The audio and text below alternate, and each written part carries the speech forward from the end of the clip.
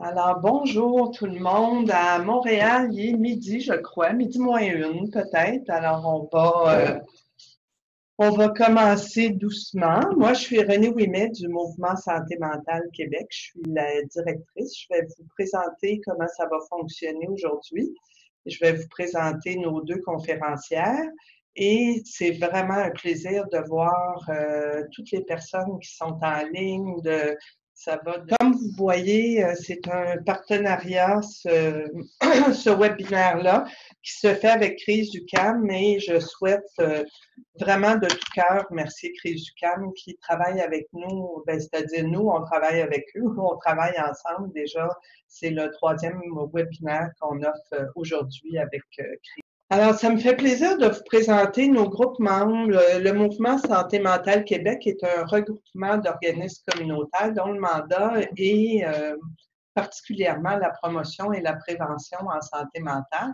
Alors, vous voyez qu'on a des membres pas partout à travers la province, mais à plusieurs endroits: Bas-Saint-Laurent, Chaudière-Appalaches, Côte-Nord, Haut-Richelieu, Lac-Saint-Jean, Rive-Sud de Montréal, Sorel, Québec, Saguenay, Outaouais, Lebel-sur-Quévillon, l'Abitibi et Montréal-Ouest. Et puis, on a d'autres types de membres qui représentent d'autres types de régions, dont la région de Trois-Rivières et les alentours. C'est important aujourd'hui, on va revenir sur la définition de la santé mentale. On a travaillé en équipe avec tous les groupes membres à établir notre propre définition de la santé mentale qui reprend celle de l'Association canadienne pour la santé mentale, de l'Organisation mondiale de la santé, entre autres, un peu départie de ces différents organismes-là. Mais ce qu'on souhaite dire, c'est que la santé mentale, c'est dynamique et c'est jamais statique. Donc, c'est toujours en mouvement et c'est influencé par les différentes sphères de notre vie, sociale, physique, spirituelle et économique et mentale. Et puis, la santé mentale nous permet d'agir, de réaliser notre potentiel, de faire face aux difficultés normales de la vie et d'apporter une contribution à la communauté. Et comme je vous ai dit, elle est influencée par les conditions de vie, les valeurs collectives dominantes, ainsi que les valeurs propres à chaque personne. Et l'Organisation mondiale de la santé dit qu'il n'y a pas de santé sans santé mentale. Alors, on va garder ça en tête, c'est vraiment important. À travers le Québec, on est, le mouvement et ses groupes membres sont les instigateurs de la Semaine nationale de la santé mentale au Québec. Et pour nous, maintenant, la semaine, c'est le lancement d'une campagne annuelle. Et cette année, le thème de la campagne est Agir pour donner du sens. Et on continue notre campagne sur les facteurs de protection en santé mentale qu'on a mis sous 7 astuces. C'est une campagne qu'on va continuer jusqu'en 2025. Alors, cette année, vous avez déjà eu 2 webinaires, une sur l'importance du sens dans notre vie et au travail, une sur la gratitude et aujourd'hui sur le pouvoir d'agir. Et on va vous en offrir d'autres dans le cadre de la prochaine campagne. Alors, vous avez toujours accès aux piles, les 7 astuces pour se recharger. Vous pourrez toujours avoir accès à ces outils-là jusqu'en 2025 et plus. Et comme vous voyez à droite, vous avez les outils de la campagne actuelle, affiches, dépliants pour les adultes, les milieux de travail, les aînés et des fiches d'animation aussi. Et il y a les webinaires qui sont sur notre chaîne YouTube auxquels vous pouvez avoir accès en tout temps. Alors, si vous allez sur être-bien-dans-sa-tête.ca, vous avez accès à toutes les informations sur cette campagne-là. Et c'est des campagnes, je vous dirais que tous les outils qui sont faits, c'est des outils qui sont faits pour durer et qui ne sont pas faits pour durer juste 1 an. Donc, n'hésitez pas à les utiliser en tout temps, partout et pour tous les âges. Aujourd'hui, on va avoir 2 personnes qui vont présenter. Monique Boniewski, qui est à Québec. Alors, on est contente qu'elle ait décidé de rester à Québec parce que les conditions sont assez terribles et on n'aurait pas aimé qu'elle soit sur la route ce matin. Alors, Monique, elle est directrice de l'Association canadienne pour la santé mentale, filiale de Québec. Elle est conseillère en orientation professionnels et l'association est membre du mouvement Santé mentale Québec. Et après, vous allez avoir Lise Noël qui a vraiment un magnifique sourire sur la photo et qui va en avoir tout le temps aujourd'hui aussi. Lise est formatrice au Centre Saint-Pierre et personne ressource pour l'approche développement du pouvoir d'agir. Monique Boniewski aussi d'ailleurs. Et on parle vraiment du pouvoir d'agir des personnes et des collectivités. Et ça, on va commencer par Monique Boniewski. Alors, pour faire le lien avec ce qu'on disait, effectivement, le développement du pouvoir d'agir, quand on parle du développement du pouvoir d'agir, on parle du développement du pouvoir d'agir des personnes et des communautés. Je vais vous l'expliquer un petit peu pourquoi par la suite. Le but principal du pouvoir d'agir, c'est la restauration du mouvement. C'est un peu le lien que je voulais faire avec notre définition de la santé mentale, où on parlait toujours que la santé mentale, hein, c'est en lien avec la capacité d'être en mouvement. Hein, c'est la capacité de jongler avec les différentes sphères de notre vie. Donc, la définition du développement du pouvoir d'agir, vous allez toujours voir le DPE, puis c'est possible que ce soit ça que je vous dise là, quand je vous parle. C'est un processus par lequel les personnes accèdent ensemble ou séparément à plusieurs possibilités d'agir sur ce qui est important pour elles-mêmes, leurs proches ou la collectivité à laquelle ils s'identifient. Ce qui est important de comprendre, je pense, ce qu'on veut entendre quand on lit cette définition-là, ce qu'on veut vraiment voir, c'est agir sur ce qui est important pour les personnes. Donc, c'est une approche où on met vraiment l'emphase sur la demande de la personne. Le DPA, tantôt je vous disais, c'est la réponse, c'est la mise en mouvement des collectivités et des personnes. Puis on disait, dans cet esprit-là, c'est une réponse aux sciences sociales en crise, dans l'optique où certaines sciences sociales répondent aux difficultés des personnes en disant il faut combler les carences des individus. Et on a de l'autre côté la vision du grand soir où certaines personnes associées plutôt à d'autres approches vous diraient mais écoutez, c'est la société qui a tendance à rendre l'individu dépendant de ses actions. On voit ici comme une espèce d'opposition entre deux visions. Le DPA, lui, se veut une vision qui ferait un lien entre ces deux approches-là. Quand on parle du DPA, le seul but, le seul objectif, c'est de sortir de l'impuissance par la restauration du mouvement. Puis quand on vous dit ça, ce qu'on entend vraiment, c'est que la souffrance, c'est pas uniquement défini par la douleur physique, ni même la douleur mentale, mais par la diminution, voire la destruction de la capacité d'agir, du pouvoir-faire, ressenti comme une atteinte à l'intégrité de soi. Ça, c'est Paul Ricoeur. Je vous rappelle que dans les moments d'impuissance dans votre vie, il y a eu un moment où vous avez eu l'impression de ne plus être capable d'avancer. Et ça, pour cette approche-là, c'est ça qui serait le plus souffrant pour l'être humain, c'est cette impossibilité-là d'agir. Donc, toujours dans cet esprit-là, on va dire, ce qu'on s'attend, c'est avoir des résultats concrets qui vont être liés à une cible de changement retenue par les personnes concernées. Puis là, on dit, pour ce qui est important pour elles. Et ce qu'on s'attend, c'est d'avoir une transformation au quotidien. De façon simple, on va dire que la transformation, le but qu'on espère atteindre, c'est une transformation cœur, corps, tête. Hein. C'est une transformation de la personne dans son entité. Dans les fondements du DPA, on va dire la compétence. On vous a parlé de l'origine de la souffrance, mais la compétence, c'est la compétence des personnes. On croit que les personnes ont cette compétence-là de se remettre en mouvement avec l'aide de quelqu'un. Les critères de succès, hein, c'est définitivement cette capacité-là d'être en mouvement. Concrètement, là, je vous ai parlé vraiment plus du côté théorique de cette approche-là.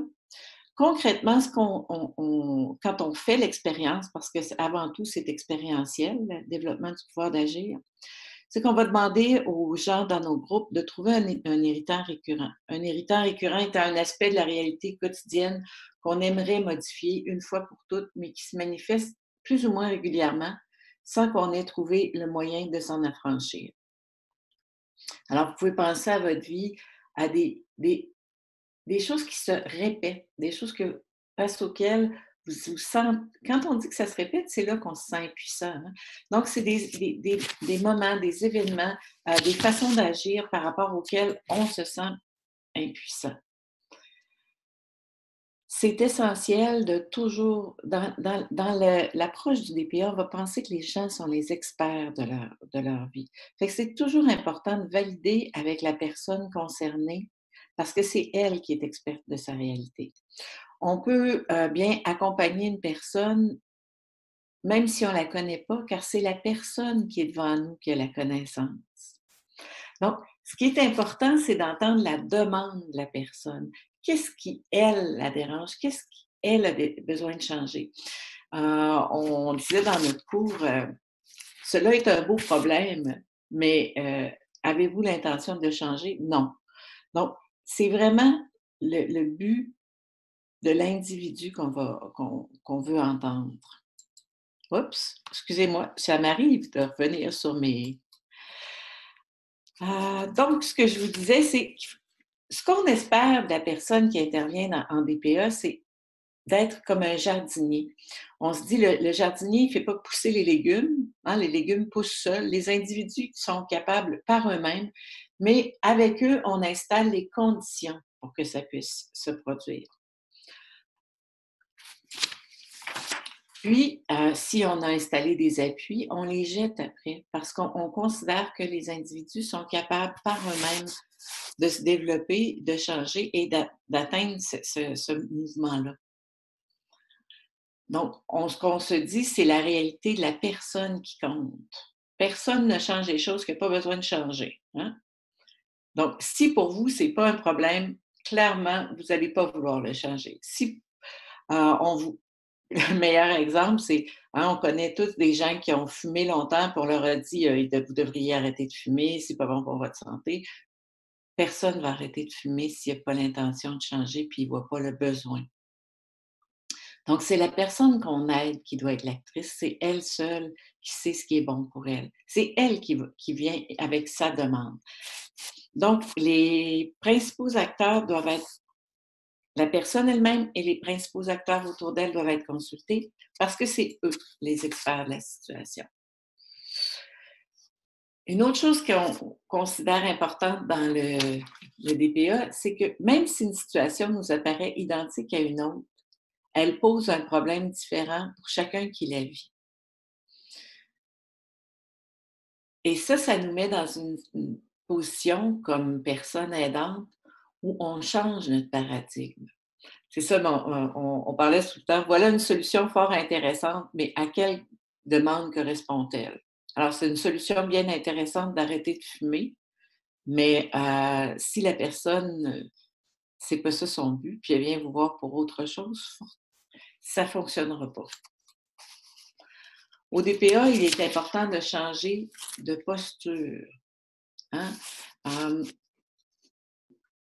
Quand on parle de l'aidant dans le DPA, on va parler de quelqu'un qui est ni sauveur, ni policier, mais qui a une position de passeur. On s'attend à la personne qui est aidante d'être un allié stratégique. Ce qui veut dire que le passeur va respecter le rythme de la personne. Le passeur en DPA est à côté de la personne.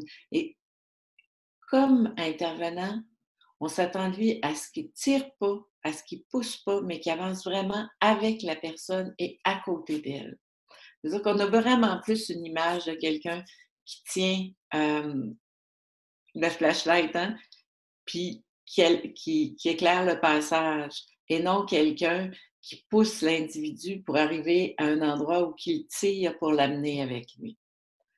Donc, on parle vraiment, hein, on oublie le mot prescrire, mais on parle d'aller avec ce que la personne veut.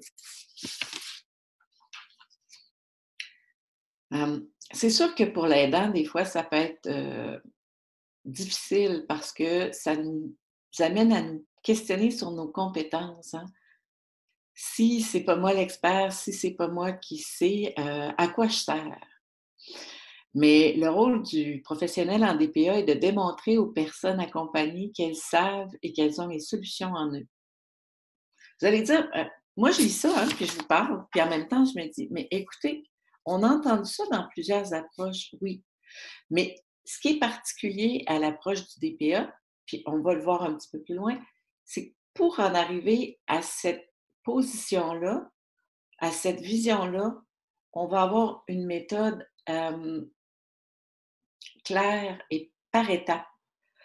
On ne se contente pas juste d'avoir un cadre, mais on a aussi une façon de faire quand on fait, quand on interagit à partir du DPA. Donc, on a des étapes, l'identification du problème, hein, faire différencier ce qui est un problème puis une difficulté. Le problème, ce n'est pas une application de solution. On sait aussi que le problème est rarement unidirectionnel. Dans le DPA, on considère que le problème est toujours ici et maintenant et qu'il ne réside pas dans nos représentations. Enfin, on doit toujours être capable de le formuler en termes concrets.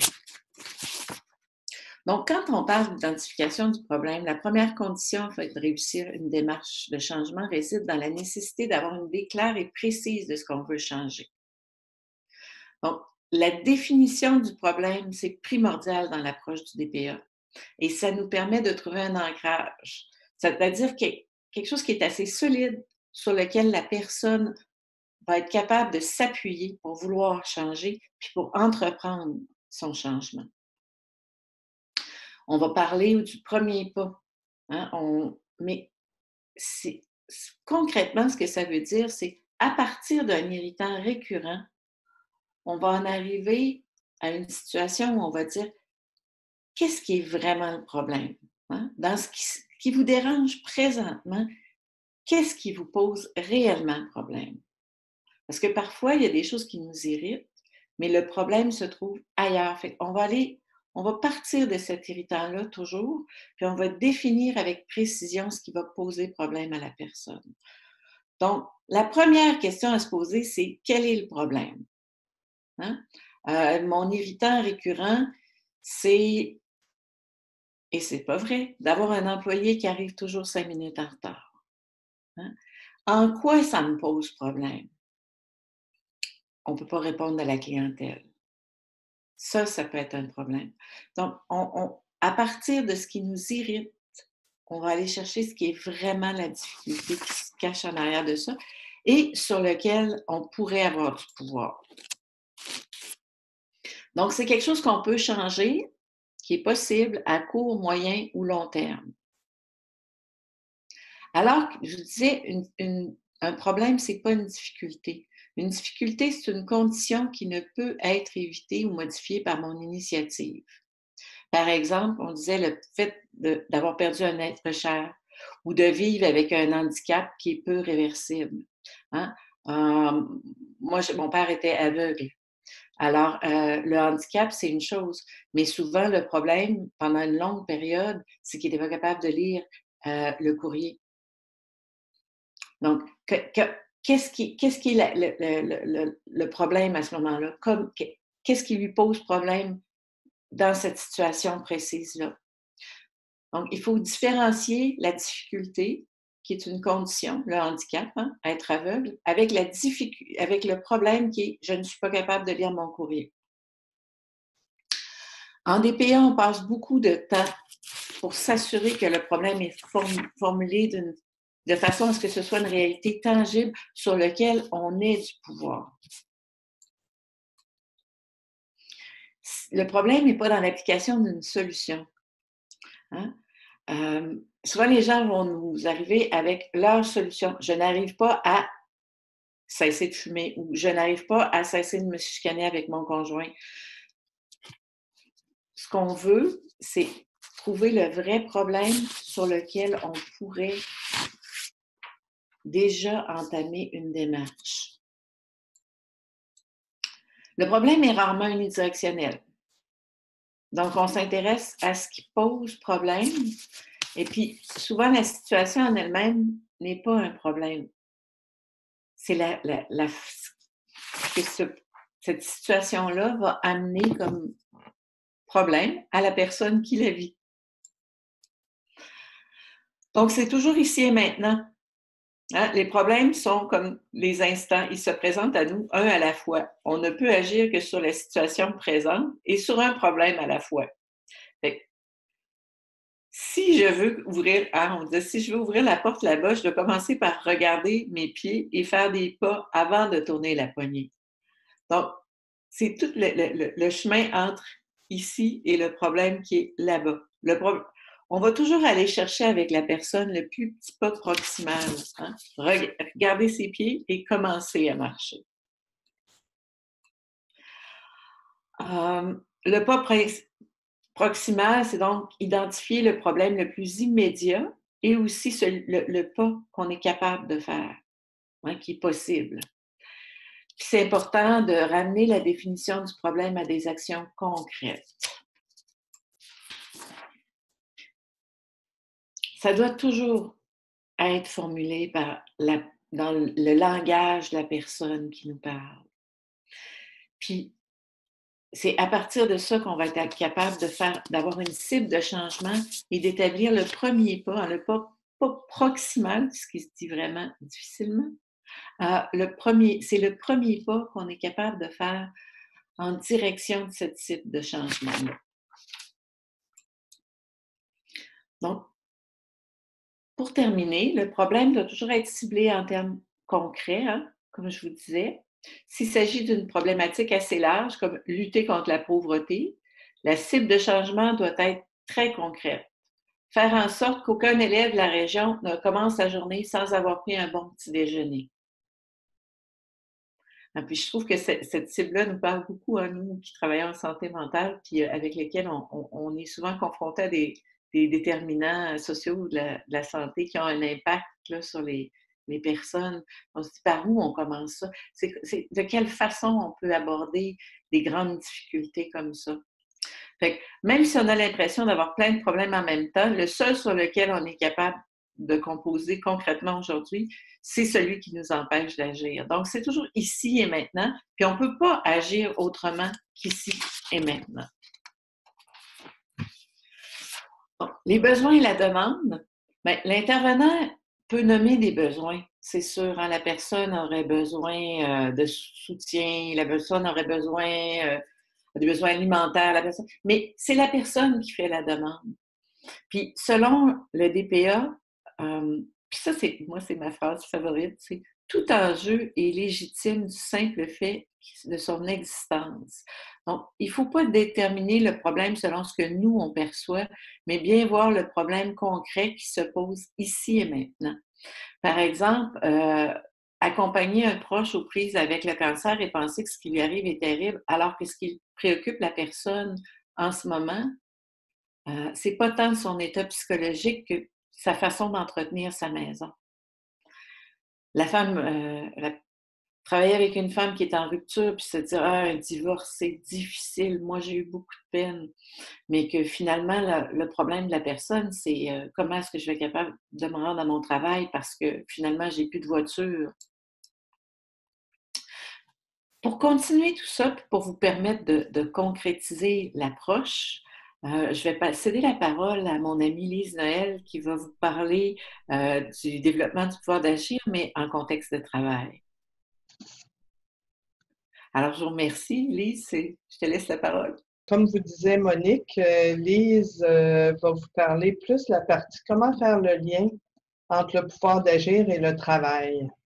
Bien, bonjour tout le monde. Ça me fait vraiment plaisir d'être avec vous aujourd'hui. Je vois que sur le chat aussi, c'est très actif. Il y a beaucoup de préoccupations, de questions. Alors, on aura une bonne période de questions à la fin. Fait que gênez-vous pas. J'espère qu'on aura su vous inspirer. Alors, quel possible se cache derrière le pouvoir d'agir? Je reviendrai sur une des choses que Monique a présentées. Hein. Le DPA, c'est une démarche d'affranchissement à l'égard de quoi? Les obstacles. Les obstacles au changement qu'on souhaite. Qu'est-ce qui est important pour nous? En milieu de travail, souvent, c'est ce qui est important pour nous, ça peut être différent, mais qu'est-ce qu'on entend régulièrement ces temps-ci, en tout cas dans les milieux que j'accompagne? J'en peux plus. J'en peux plus, je suis dépassée, je suis tannée, je vais changer de job. OK? Qu'est-ce qui pose problème? Hein, Donc, ce qui nous intéresse dans le DPA, c'est pas de chercher une solution puis de s'agiter. Parce que de temps en temps, on se met à courir à gauche, à droite, en pensant que si j'essaie toutes sortes de solutions, ça va fonctionner. Puis on peut s'épuiser. L'idée, c'est pas juste de s'agiter. Puis souvent, on s'agite dans sa tête plus qu'on s'agite vraiment dans la recherche ou essayer de discuter ou d'influencer ce qui se passe ou de changer même des façons de faire. C'est pas juste d'être actif, c'est pas juste de se dire, comme j'entendais hier, ouais, mais la situation, j'y peux rien, il faut faire avec. Donc, je fais juste grossir mon sac de roches que je vais porter sur mon dos et le sentiment d'impuissance ou de je m'enfonce, il peut juste grandir. C'est pas juste des injonctions qu'on entend dans plusieurs milieux de travail. Prends soin de toi, prends-toi en charge, tu es assez grande, il me semble que tu sais tout quoi faire, surtout quand on est des intervenants en milieu communautaire, des intervenants psychosociaux, on connaît ça, nous autres, la relation d'aide. On devrait savoir quoi faire. Fait qu'en plus des injonctions qui viennent autour, il y a celles qu'on se dit aussi. Parce que les injonctions ne sont pas juste de l'extérieur. Il y a tout ce qu'on a intériorisé.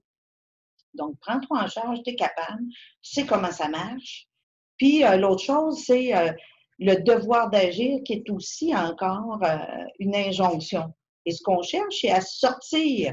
Hein, dans le fond, dans le DPA, un des éléments de mise en action, c'est aussi sortir de ce qu'on a toujours fait, puis qui donne toujours de la même chose. Hein? Si on fait, ça donne, il faut faire du changement.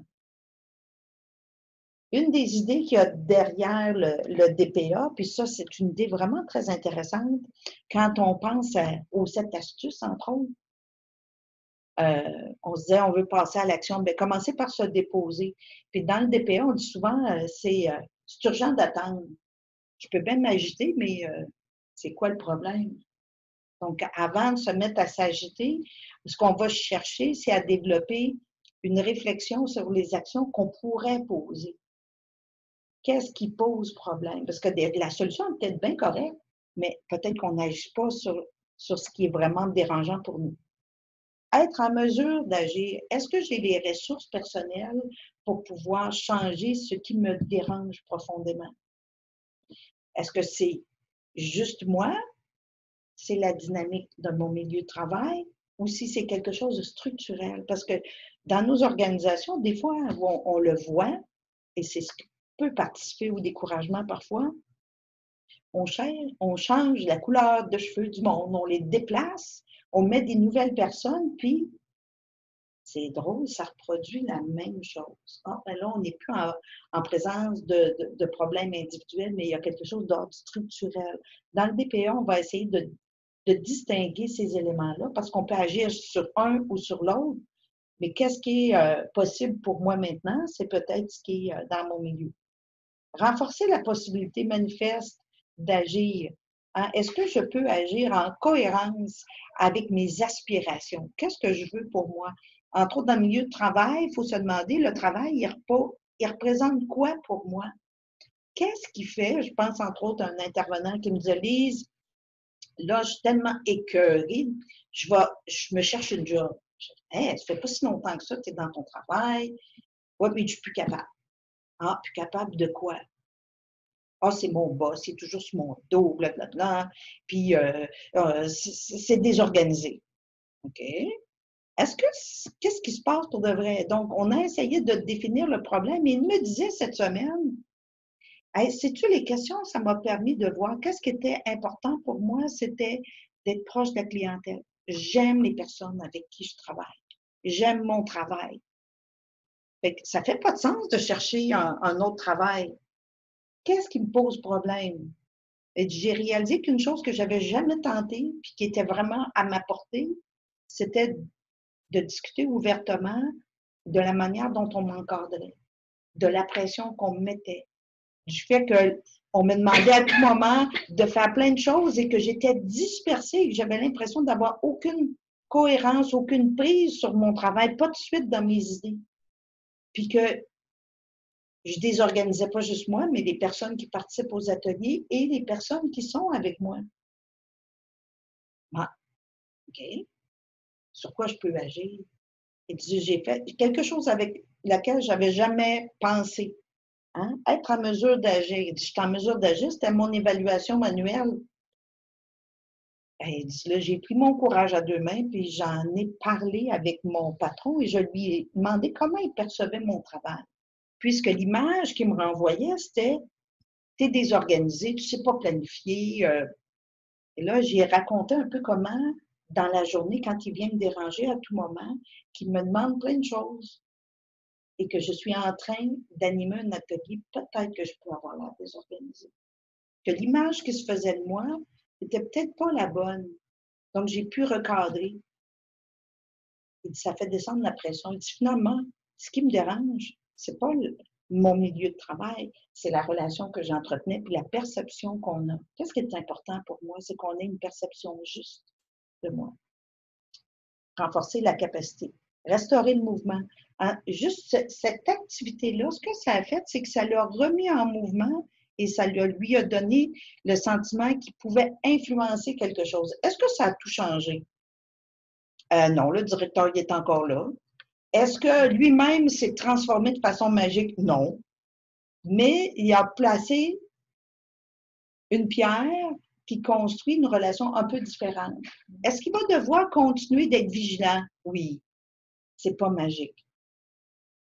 Hein? Dégager ce qui fait obstacle, être capable de s'en affranchir. De quoi je veux m'affranchir? Ça, Monique le mentionnait tantôt, c'est le plus gros de notre travail quand on est dans la perspective du DPA, chercher à définir le problème et identifier quels sont les obstacles au changement que moi, je veux apporter. On peut changer de diapositive. Ah, mais je suis rendue. J'ai une Renée et non une Manon. J'aime ça. Hein, dans le fond, c'est quand on regarde grosso modo ce qu'il y a sur la diapositive, quels sont les possibles? Hein, dans le fond, ce qu'on veut, c'est un possible, c'est une fenêtre ouverte.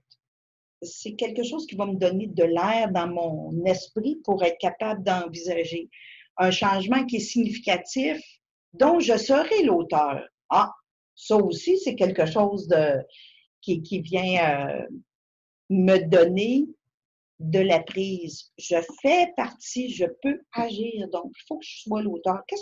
Sur quoi j'ai de la prise? Le seul but, c'est de sortir de mon sentiment d'impuissance. Est-ce que mon travail va rester difficile? Probablement.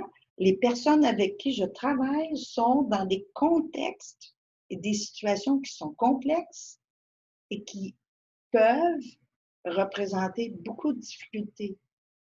Ça peut être complexe d'intervenir, mais l'environnement, ma capacité de mouvoir puis d'agir, de faire des actions, ça peut permettre à moi de voir que je peux me réaliser. Et tantôt, Monique parlait du sentiment de compétence. C'est un des éléments qui nous permet aussi de sortir du sentiment d'impuissance. Hein, sentir que j'ai de la compétence. Souvent, dans nos approches en intervention, on parle de quoi? L'estime de soi. Il faut développer toute notre estime de soi. Et on travaille longtemps. Puis, on n'est pas dans un processus de thérapeutique. On met ça en guillemets, ça ne veut pas dire que ça n'a pas d'effet, mais on est vraiment dans éprouver de la compétence. On éprouve de la compétence quand on est dans l'action. Et c'est pour ça qu'un des éléments fondamentaux, un élément fondamental de l'approche, c'est est-ce que je suis dans l'action? Est-ce que j'ai de la prise? Est-ce que je fais partie de ce qui va me remettre en mouvement? Et l'idée de la remise en mouvement, c'est de faire une action qui est significative, qui donne, c'est comme si c'est la petite poussée. Ça ne peut pas revenir. C'est sortir de notre inertie. Juste si on regarde le problème et qu'on s'enfonce, on ne peut plus bouger. Mais le sentiment de compétence, ça nous fait éprouver concrètement, ah, il y a quelque chose qui a changé. Tout n'a pas changé, mais il y a quelque chose qui change. Donc, il n'y a pas de vrai ou de faux. Qu'est-ce qui est viable et possible ici, maintenant? Ça a l'air drôle de dire ça. Parce que souvent, on dit, oui, mais le problème il est plus grand. Oui, OK, si c'est très structurel ou bien même un gros problème, changer mon directeur. Il n'y a pas de siège eject. Donc, sur quoi j'ai de la prise ici maintenant pour que mon espace soit viable et d'accepter d'explorer largement. Qu'est-ce que je veux vraiment? Donc, il n'y a pas de vrai ni de faux, mais qu'est-ce qui est viable? Et on dit aussi qu'il est opérationnel. Qu'est-ce qui va me permettre de passer dans l'action pour de vrai, pas dans l'idéal. Donc, ça va être très décortiqué. Souvent, ça peut être des petites choses. Passage à l'action qui conduit à un changement qui est observable, des résultats concrets qui sont liés à la cible de changement. Ah, est-ce que c'est clair ce que je veux changer? Puis, pas oublier, on parlait tout à l'heure de la posture. Je veux pas être dans le sauvetage. Je veux pas non plus être avoir une petite matraque puis me taper sa tête à tout moment ou être dans l'aide conditionnelle. Je veux pas être juste un militant. Ça veut pas dire qu'il faut pas l'être, mais si c'est juste quand la révolution va être arrivée que je vais pouvoir me sentir bien, ben peut-être je vais attendre longtemps. Je vais être mal longtemps. Être capable de s'occuper de plusieurs dimensions. Si je suis dans la position du passeur, si c'est moi qui accompagne une personne, ce que je souhaite, c'est développer une alliance stratégique avec cette personne-là. Je ne sais pas qu'est-ce que je peux faire pour toi, non, mais c'est comment je peux t'aider. Pour qu'on négocie comment on va pouvoir s'utiliser. Et c'est la personne qui est en action. Il faut que ça soit motivant. Accepter d'élargir les possibles, regarder des solutions qu'on n'a pas essayées, même si ça peut avoir l'air bien farfelu ou trop petit. Ah, c'est bien trop petit, ça va servir à quoi? Est-ce qu'on veut le tenter? Renouvellement du rapport à l'action, c'est aussi sortir de la noirceur pour entrevoir la lumière. Est-ce qu'on a de l'espoir? Et quand je dis ça, vous me voyez, je ne suis pas une jovialiste, mais je suis une personne particulièrement optimiste, mais surtout que l'action, c'est le seul vecteur qui nous permet de changer vraiment. Si j'attends que je fais la roche, ben tout va bouger, mais moi, je ne bouge pas. Ce qu'on souhaite, c'est aussi bouger. On va changer de diapositive. Monique parlait de notre méthode. La petite méthode, elle se transforme dans, on pourrait dire, une boussole en 4 axes pour l'action. La première, c'est les acteurs en contexte. Intéressant. Dans la situation particulière, qui veut changer quoi puis pourquoi? C'est intéressant de se demander ça. Qui veut changer? Qui veut changement? Pourquoi? Négocier la définition du problème. Qu'en pensent les personnes concernées? Qu'est-ce que j'en pense? Qu'est-ce que les autres en pensent? Et là, ça aussi, c'est intéressant. C'est de faire notre carte des acteurs. C'est qui est concerné dans cette situation-là? Chacun, là, qu'est-ce qu'il veut obtenir? Qu'est-ce qu'il veut éviter? Ah, ben, c'est intéressant. Parce que quand on fait ça, on s'aperçoit qu'il y a des enjeux, des intérêts qui sont convergents. Puis, là, ce que disait Monique, puis je pense que ça, c'est intéressant de le mettre là, c'est les acteurs sont d'abord des personnes. Mon institution, mon organisation, de qui tu me parles? Qui? Hein? Donc, oui, il y a l'organisation comme telle, mais à l'intérieur de ça, qui sont les personnes? Les collègues, les participants, la direction, le conseil d'administration, le ministre. C'est qui veut le ministre? Ben, je suis éloignée pas mal du ministre, mais qu'est-ce que chacun veut obtenir? Qu'est-ce que chacun cherche à éviter? De faire cette carte des relations-là, puis dans un premier temps, se permettre de voir quelle est ma perception de ces personnes-là. Et par la suite, on peut aller vérifier, voir si nos perceptions sont les bonnes. Puis, à ce moment-là, on est déjà en train de se mettre en mouvement. Qu'en pensent les personnes concernées?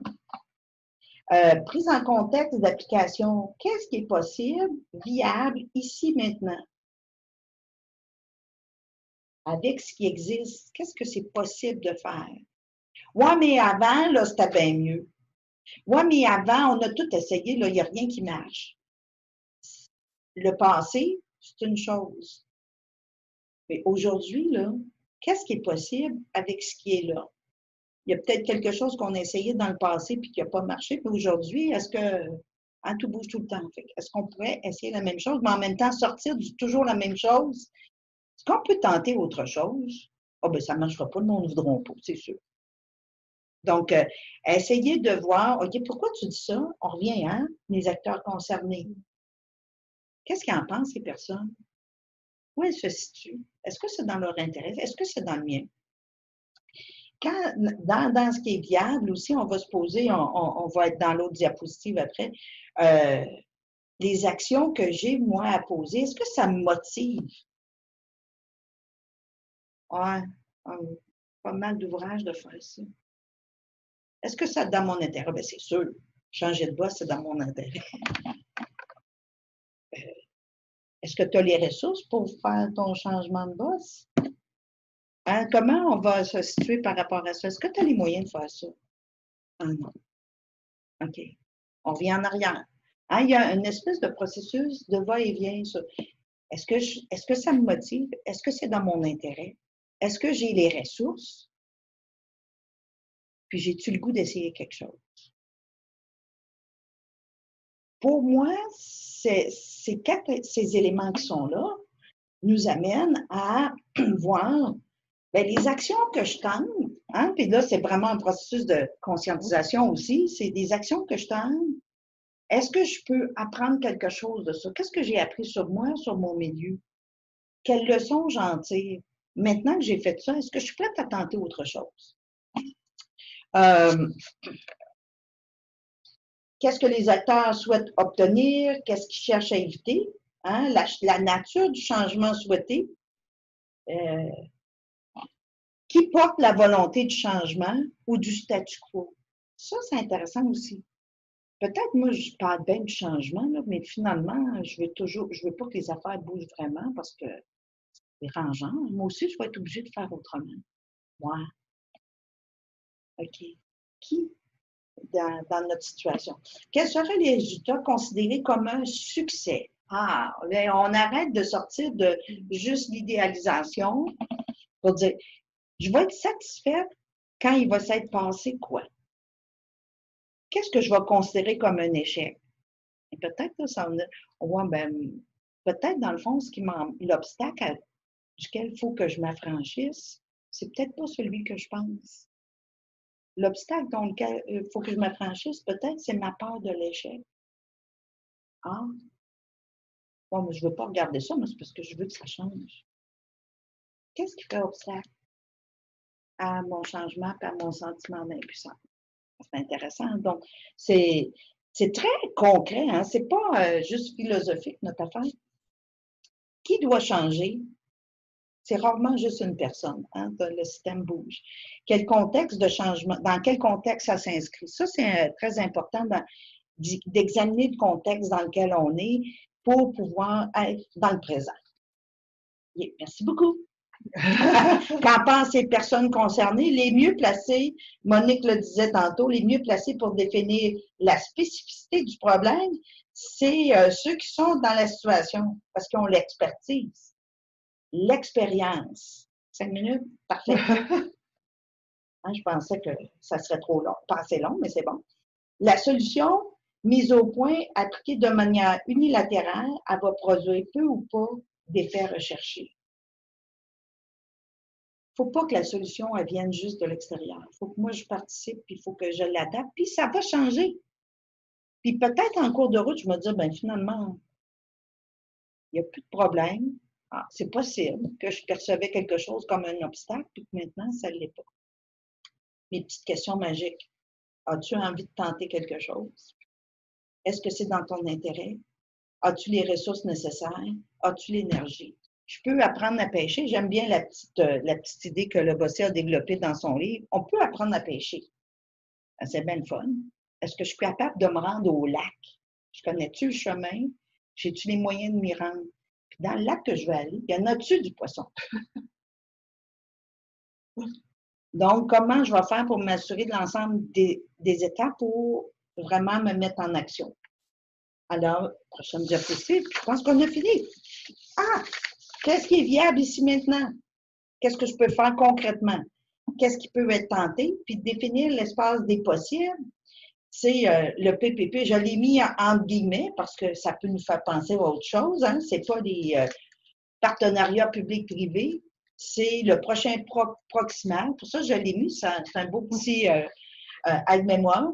Donc, qu'est-ce qui est possible ici maintenant? Ça, c'est la chose, c'est la mise en mouvement. On peut penser à un engrenage. Qu'est-ce qui va être l'élément moteur? Je pense qu'on a terminé après ça. On va changer. Oui. Ah non, regarde. Ah non, ben, tirer des enseignements de nos expériences. Hein, seule l'action est médiatrice. Puis l'autre chose, c'est la perspective du travail de DPA. C'est une perspective vraiment de mise en action. L'action médiatrice. Prendre du recul, négocier le problème, hein, puis développer ma conscience que je suis peut-être pas tout seul à avoir ce problème-là, mais il y a juste moi qui le vis comme je le vis. Voilà. Donc, qu'est-ce que j'apprends de tout ça? Puis les solutions passent par le changement social parfois. Alors, merci à nos deux présentatrices qui nous ont amené qui nous ont fait cette présentation qui est vraiment intéressante. Puis beaucoup, tu sais, c'est avoir des outils pour agir. C'est vraiment avoir le pouvoir d'agir et jamais perdre de vue qu'on a le pouvoir d'agir et qu'on a la capacité d'aider, d'accompagner, d'être jardinier pour les autres aussi. Alors, on prendrait vos questions si vous en avez, mais juste avant que tout le monde parte, je vous voyais juste en ligne que la prochaine campagne va s'appeler « Découvrir, c'est voir autrement ». Elle va débuter dans le cadre de la semaine de la santé mentale au mois de mai. Les outils sont déjà en ligne sur notre site. Vous pouvez aller les voir sur être-bien-dans-sa-tête.ca pour déjà organiser votre semaine de la santé mentale. Alors, je vous donne juste cette information-là avant de prendre les questions. Alors, il y a des merci beaucoup. Puis, il y a des livres ici. Ah oui, c'est ça. Moi, pour les personnes qui sont intéressées à aller plus loin ou à dire, ah, j'aimerais ça. Il y a le PowerPoint qu'on vous a présenté, mais il y a un petit livre écrit par Yann Nebossy qui s'appelle Soutenir sans prescrire. C'est vraiment un élément abrégé. Et puis, son illustration à lui pour montrer cette idée du pouvoir d'agir, c'est on est un peu funambule, hein? Tout bouge tout le temps. Fait que c'est à nous de trouver notre équilibre puis à trouver nos repères. Ça, c'est intéressant, une belle image. Donc, aux éditions Ardis, on pourra peut-être le mettre en référence. Oui, on pourra le mettre sur notre site. C'est vrai. Alors, il y a la question qui est posée, c'est est-ce que c'est une approche, une pratique qui est utilisée avec la clientèle jeunesse et leurs parents? Oui. Oui, dans les écoles, hein? Dans les écoles, puis à Montréal, par exemple, il y a des auberges du cœur qui l'utilisent, qui utilisent cette approche-là. Puis, il y a un projet expérimental à la direction de la protection de la jeunesse de Montréal, oui. Avec un de nos collègues, où il y a un groupe d'éducateurs dans un service en particulier qui tentent d'explorer leurs pratiques à partir de cette approche-là. Si on parle de nos collègues qui sont ailleurs en Europe, il y a plusieurs, même dans des services institutionnels municipaux de recherche d'emploi, il y en a qui utilisent cette approche-là. Et puis, je sais qu'il y a des formations sur cette approche-là. Est-ce que vous voulez en parler un tout petit peu, l'une et l'autre? Monique? Est-ce que c'est accessible? Ben, il y a des choses qui existent. Si vous allez sur le laboratoire développement du développement du DPA, vous allez trouver une liste de personnes ressources qui peuvent accompagner des groupes ou des personnes dans le développement. Pour le Centre Saint-Pierre, ça se fait à travers 2 formations. Il y a Martine Sauvageau et moi, on accompagne des intervenants dans une formation qui s'appelle Intervention en milieu communautaire, justement pour réfléchir sur sa propre pratique. Puis, on est en train de former d'autres personnes ressources à l'approche des PA. Il y a mes collègues qui accompagnent des personnes et des groupes à développer l'approche et à se sensibiliser. Et éventuellement, je me lance, ça va me compromettre. On souhaite au Québec développer aussi une association auquel les gens pourraient référer pour avoir de l'information, de la formation, du suivi. Ça y est, c'est dit. Monique, est-ce que tu veux répondre aussi à cette question-là? Bien, c'est sûr que nous, dans la région de Québec, on pourrait répondre si on avait des demandes, là, dépendamment du type de demande qu'on a, mais on a aussi beaucoup d'organisations à Québec qui ont été formées Ouais. à cette approche-là, qui ont formé leurs intervenants. On a comme un désir au travers de l'organisation là, qui regroupe les gens en santé mentale, l'AGIR, d'avoir plusieurs groupes qui travaillent sous ce parapluie-là auprès de leur clientèle. Mm-hmm. Sinon, l'approche, au moins la vision qui teinte leurs interventions. Fait que, oui, si vous nous contactez à l'association, c'est sûr qu'on va être capable de vous répondre. Ou à l'AGIR à Québec, par exemple. OK. Il y a 2 autres questions. C'est est-ce que ça s'approche de la résolution de conflits?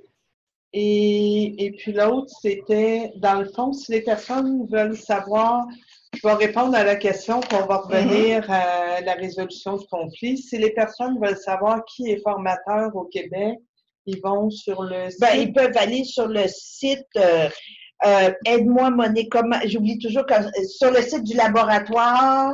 Le LAP. Le LAP. Je pense que je vous le donnerai les coordonnées parce que comme ça, j'ai juste les abréviations, c'est bête, hein? Je sais plus. Puis on pourra mettre les coordonnées où les gens peuvent aller voir. C'est après, je pense que ça va être plus simple. Oui. Alors, on a une question. On s'est fait demander si on pourrait envoyer le PowerPoint. Je ne sais pas. On s'est fait demander quelques fois, je crois. Oui. Alors, j'ai dit que je vous en parlerai, mais on pourra envoyer un courriel à tous avec les références de où les formations sont possibles. Et oui. Ça répond pas aux questions. Peut-être aussi certains livres, là, parce qu'il y a quand même 2-3 livres qui portent sur l'approche puis qui sont intéressants. Je vais juste faire. Il y en a eu un précédent, il y a celui-là, puis il y en a un autre. Ouais, toi, tu as les 2 là, sur toi, mais je pense que ça serait intéressant. Là. Rappelez aux gens que c'est quand même la Yann Le Bossé qui est un professeur aux sciences d'orientation à l'Université Laval. Et puis, pour les personnes qui veulent aussi entendre un peu plus largement des expériences, soit de praticiens sociaux ou encore des petits clips de Yann Le Bossé, vous pouvez taper sur YouTube. Vous allez avoir, il y a à peu près une douzaine de petits clips, soit de praticiens ou encore d'interviews avec Yann Le Bossé. Ça aussi, si vous le désirez, on pourra donner les coordonnées, puis les gens peuvent aller voir. Ça vient en complément avec ce qu'on a dit. Et est-ce que, pour répondre à la question, est-ce qu'il y a des liens avec l'approche de résolution de conflits? Je te laisse ça dans les mains. Moi, c'est pas une approche que je connais très bien, la résolution de conflits. Moi, je suis beaucoup plus en intervention de groupe individuel. Là, fait que... Est-ce que ça peut avoir... Je dirais que est-ce que ça peut être utilisé? Hein? Est-ce que ça a à voir avec l'approche? Je ne sais pas, ça dépend de quelle approche qu'on a en résolution de conflit. Est-ce qu'on est dans une perspective de médiation ou autre? L'idée n'est pas tellement là. Dans la perspective du développement de pouvoir d'agir, on va plus explorer qu'est-ce qui pose problème dans cette situation conflictuelle pour chacun des acteurs concernés. Puis, même si on veut résoudre le conflit, la perception du problème sur quoi on va agir, peut-être que ça peut être différent pour un ou l'autre, même si on regarde la même chose. Serais-tu d'accord avec ça, Monique? Oui, moi, je suis vraiment pas une très compétente dans cette... Mais est-ce que ça peut remplacer l'approche? Je pense pas. C'est différent. C'est pas la même logique. Alors, il y a une autre question. Est-ce que c'est une approche qui pourrait être utilisée auprès des personnes qui souffrent de dépression ou qui sont en période d'extrême anxiété? C'est sûr. Euh, Ça je- me paraît évident. Et puis, dans la région de, bon, entre autres, avec le regroupement Agir, qui est un regroupement en santé mentale pour la région de Québec, il y a justement beaucoup de groupes qui utilisent pas juste le DPA, mais entre autres avec des personnes accompagnées pour explorer ce qui cause ou est objet de souffrance pour pouvoir justement se mettre en action. Et ça, avec Agir, ils ont beaucoup travaillé sur cet aspect-là de façon individuelle, mais aussi dans l'action collective à travers certains projets. Il y a quelqu'un qui demandait comment s'écrivait Yann Le Bossé. C'est Y-A-N-N, puis Bossé, B-O-S-S-E, accent aigu. Alors, il y avait une question qui... tu parlais tantôt agir individuellement, collectivement, socialement, politiquement.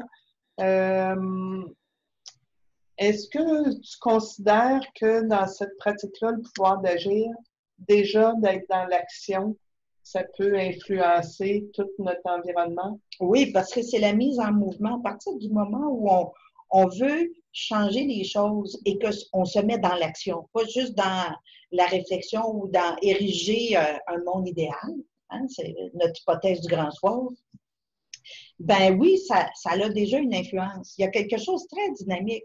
Hein, parce qu'il ne faut jamais oublier que dans les fondements du DPA, c'est l'interactionnisme. Donc, comment on est influencé, on influence notre environnement, c'est ça qui est fondamental. Est-ce que ça va créer la révolution?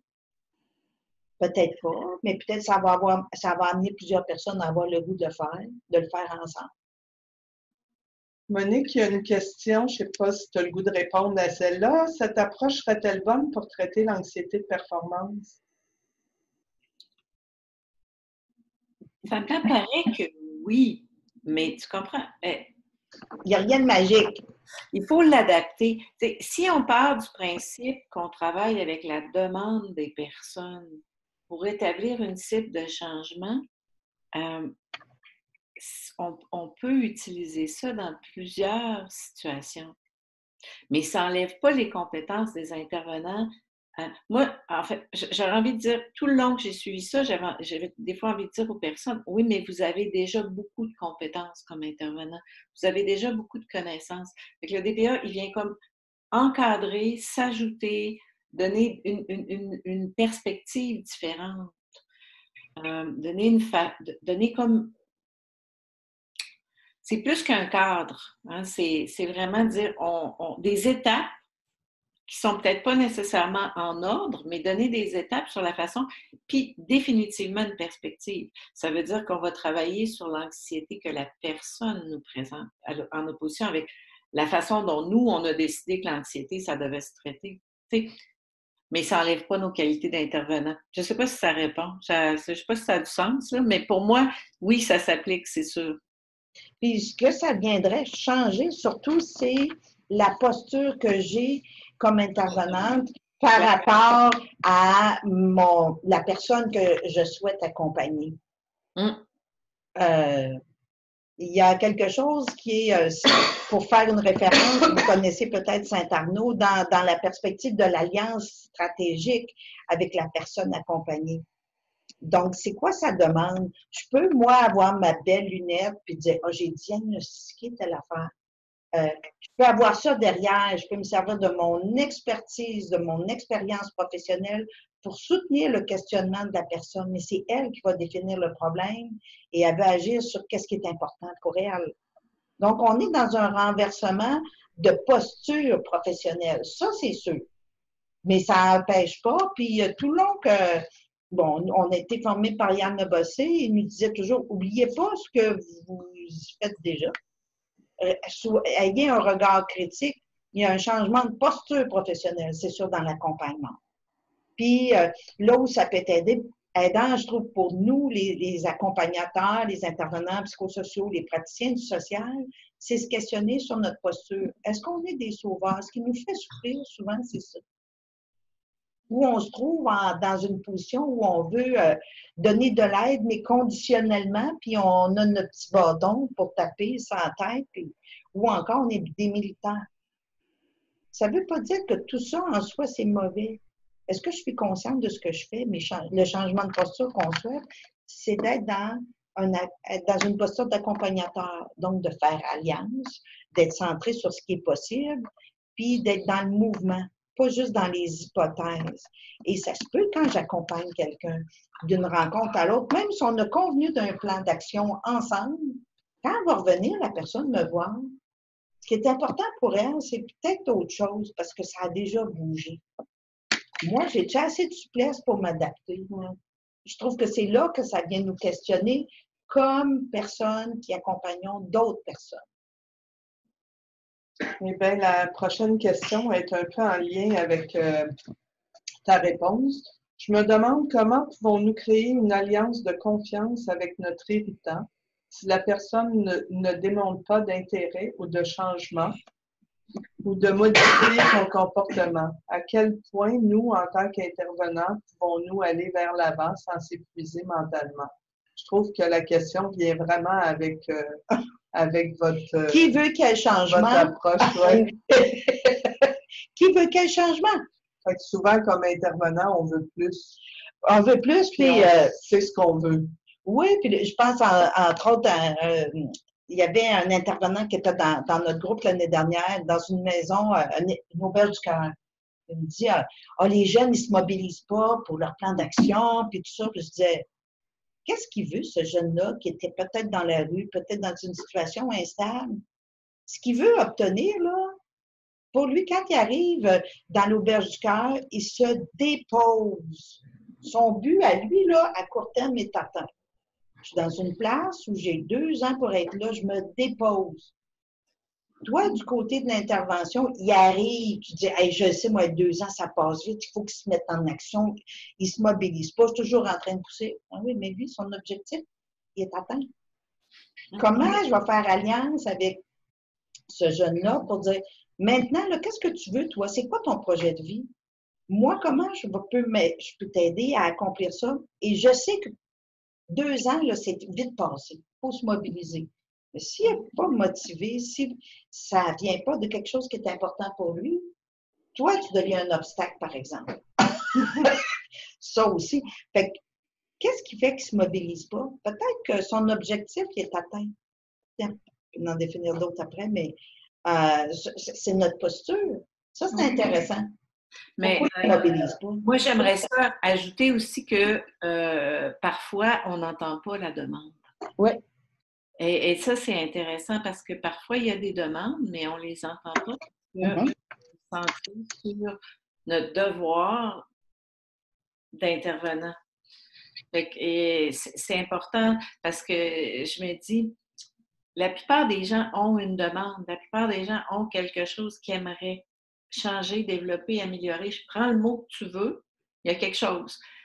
Mais ce n'est pas nécessairement ce qui va dans notre plan d'intervention, puis ça peut être agaçant à certains moments. Puis cette approche-là, elle vient déranger.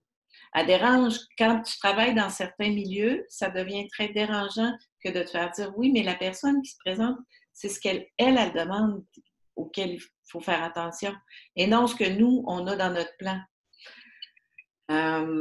Et c'est un peu ça, il y a une question qui a été posée, puis personne, elle a comme un petit peu passé free, là. Il y a une dame qui demandait, je pense que c'est une dame, j'espère, une personne qui demandait, ça veut dire quoi, c'est dans nos représentations? Ben c'est ça. C'est quoi notre représentation? C'est pas dans notre représentation de ce qu'une demande devrait être. Hein?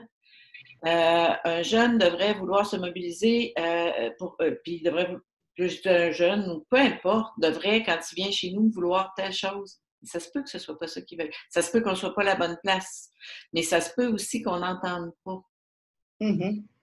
Pour ça, c'est intéressant du point de vue ce que tu amènes, parce que nos grilles de lecture nous amènent souvent, comme intervenants professionnels, à diagnostiquer un problème. Ce qu'il faut trouver, c'est l'élément sur lequel je vais pouvoir, moi, appliquer une solution, une stratégie. Hein? Moi, comme intervenant et non la personne comme personne. C'est ça. Alors, souvent,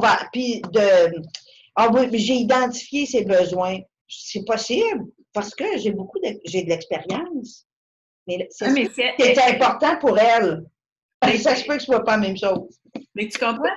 Si elle s'en fout de ces besoins-là, parce que c'est d'autres choses, on va travailler à contre-courant. Et le mot épuisé, là, il prend toute sa place. Parce qu'à chaque fois que je tire, à chaque fois que je pousse, puis je peux parler par expérience parce que je suis capable de tirer puis de pousser, je me fatigue comme intervenant. Et c'est vrai. Parce qu'à chaque fois que j'essaie d'amener quelqu'un dans un chemin pour lequel la personne est pleine de résistance, plus c'est difficile. Puis là, je prends le mot résistance, mais elle ne veut pas y aller. C'est plus difficile. Oui, puis c'est là qu'on se met à s'agiter, à vouloir tenter toutes sortes d'affaires, mais c'est comme, on oublie qu'il faut d'abord se déposer pour être capable de regarder qu'est-ce qu'elle veut, cette personne-là? Qu'est-ce qu'elle souhaite éviter aussi? Moi, je veux obtenir quoi, puis je veux éviter quoi? Comment on va négocier? Hein? Ouais. Non, mais tu sais, ça permet des fois de ne pas se mobiliser ou de se mobiliser, mais pas pour aller dans la bonne direction. Super. Alors, une dernière question, puis après ça, on arrête. C'est parfois le problème est un mot tabou. Comment amener un groupe à considérer une situation alors qu'ils n'osent pas dire les choses qui ne vont pas? Mais écoute, il y a des groupes qui n'aimaient pas le mot problème, mais il y a des gens qui n'aimaient pas. Mais moi, j'aime bien l'irritant récurrent. Hein, qu'est-ce qui se produit tout le temps qui vous énerve, qui vous donne un malaise, ce à quoi on est confronté, qui vous dérange? Je veux dire, tous les synonymes sont acceptables si le mot problème est dérangeant. De quoi on parle tout le temps? Ça revient tout le temps. De qui? De qui? Des fois, on le sait, ça c'est connu, c'est une vieille stratégie. Hein? Avoir un ennemi commun, ça nous mobilise. Oui. Mais ça nous empêche aussi de regarder ce qui se passe directement en dessous de nos bottines. Donc, l'idée, c'est justement de sortir de ce schéma-là. Ce qui est agaçant, faites-vous des images mentales. Moi, c'est qu'est-ce qui pose problème? On peut l'imaginer, hein?